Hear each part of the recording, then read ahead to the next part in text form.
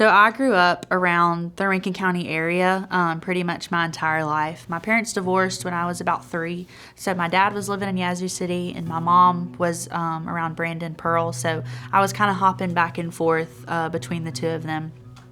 And my parents were, they struggled with addiction, with alcoholism, and just kind of substance abuse throughout my entire life, throughout their entire lives as well. But because of that, there was just a lot of times they were unable to provide just normal care for, their daughter. So I was kind of taken in by different family members, by grandparents and aunts and uncles and neighbors and just friends to kind of take care of me while they were sick or kind of struggling with things. So I think because of that, I lacked a lot of structure and stability in my life, and that kind of played out into different ways in my childhood.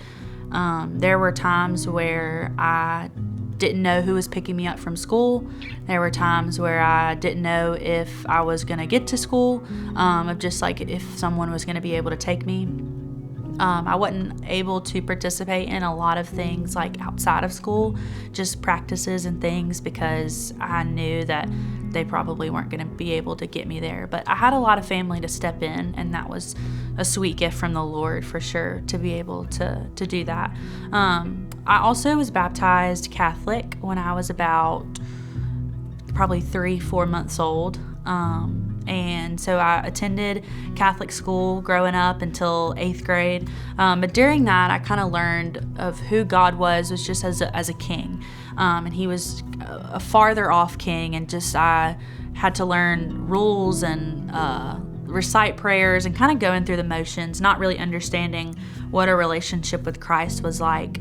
So I, throughout my life, like I said, was kind of brought up and raised by different people, and there just was not a lot of structure or stability with that. Around my 7th, 8th grade year, I think my mom, who had remarried, had decided to move to Texas, just that was going to be better for her health and better for her.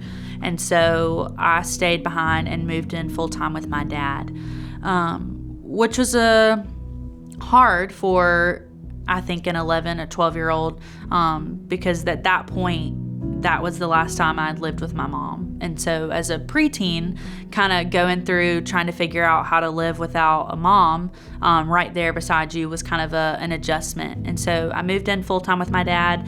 At the time, I was going to school in Madison at St. Joe, and my dad was not Catholic and didn't practice Catholicism at all. And so he was like, I'm not going to put you in Catholic school. Let's go to a school kind of local, because he was still in Yazoo City.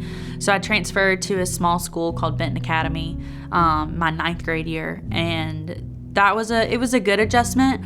My dad was, he owned a pharmacy in Yazoo, and so he was there.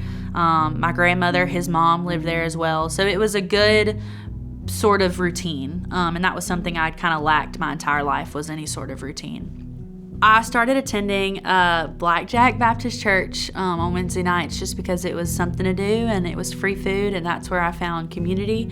And also just people that were loving on me and kind of giving me attention, honestly. That was just kind of something I lacked at that point in my life, was just support in that way. But that summer they had talked about attending Fuge at Ridgecrest in North Carolina, and I love camp. I love anything camp, and so I was like, sign me up. So I got to go with them, just with the youth group. And before this, I had only known God as a king, kind of a farther off king that I could pray to, that he was, our father, and that Jesus was the Son of God, but that was kind of it. And so I kind of lacked a lot within just like a relationship with him. And so there was one night at Fuge where the speaker, Rob, was talking about what it looked like to have a relationship with Christ. And I don't think I had ever viewed that I myself could have a relationship. Like the word relationship never really came up when talking about God.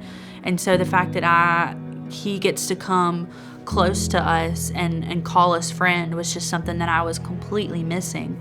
And so that night I had talked to our pastor, and I was like, I think I'm missing something. I don't know what it means to be saved, but I think I need that. And he said, Anna Clayton, I have been praying for you for a year now at this point, that's something that you would see. And so I had no idea. He walked me through, he prayed with me about kind of what it looked like to know that I'm a sinner, and what it means to know that I need Christ. And so I had no idea that there were people in the church that had me on their prayer list that were praying for me because they knew that I had not yet known the Lord.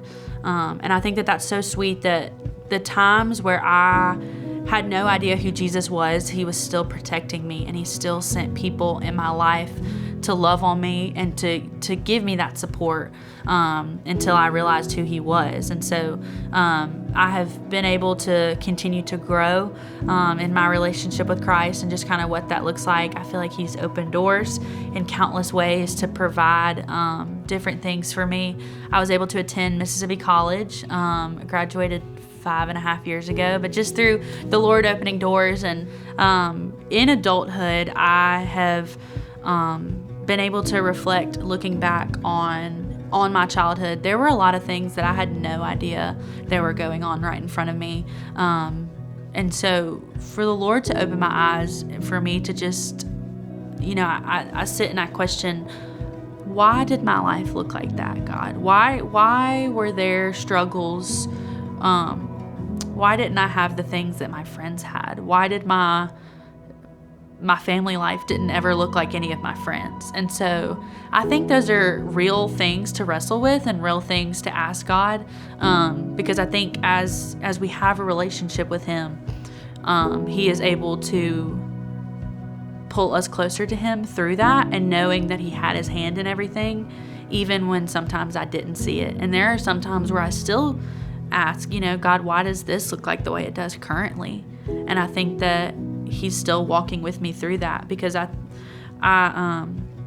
in our lives, we have our hands like this, like firmly grasped tight. And so in adulthood, I've been able to see the Lord has opened my hand completely to what my life is. And so being able to see that this is his draws me closer to him more and more every day.